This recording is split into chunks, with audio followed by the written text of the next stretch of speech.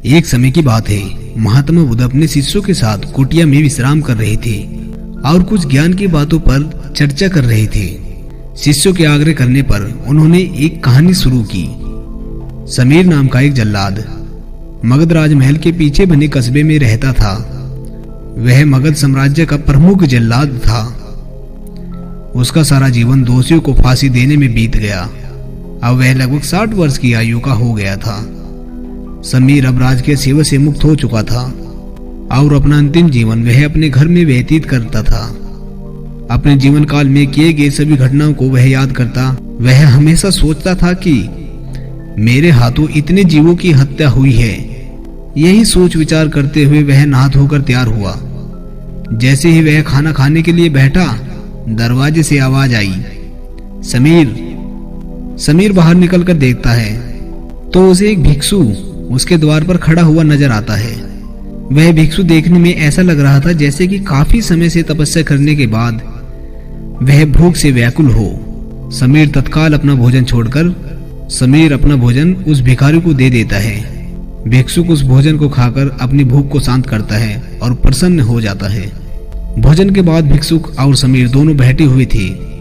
तभी समीर अपने जीवन में किए गए कार्यों को भिक्षुक के सामने प्रकट करता है। समीर ने बताया कि वह राजकीय सेवा के दौरान अनेकों कैदियों और अपराधियों को मृत्यु दंड दे चुका है, जिसके कारण मुझे अपने आप पर अपराध बोध होता है और गलानी के भाव में सदैव ग्रस्त रहता हूँ। भिक्षुक बड़े ही शांत भाव से समीर की बातों को सुन रहे थे और रह रहकर मुस्कुरा रहे थे। समीर ने अपने जीवन के प्रत्येक घटना को भिक्षुक के सामने प्रकट किया। समीर की सभी बातें समाप्त हो गई।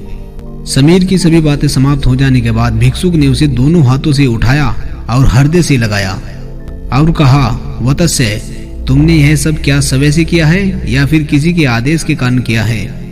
महात्मा बुद्ध बोले, वत्स्य, फिर तुम दोषी कैसे हुए? तुमने तो अपने स्वामी के आदेशों का पालन किया है। ये सब कहने के बाद भिक्षुक वापस लौट गई। समीर जैसे ही भिक्षुक को विदा कर कर वापस आता है और उसकी भी मृत्यु हो जाती है। उसके उपरांत उसे मोक्ष की प्राप्ति होती है। कहानी खत्म कर महात्मा बुद्ध शांत हुए। महात्मा बुद्ध के शिष्य इस पूरी घटना को ध्यान पूर्वक सुन रहे थे। उन्होंने महात्मा बुद्ध से पूछा, जिसने जीवन भर अनेकों हत्या की हो वह मोक्ष कैसे प्राप्त कर सकता है?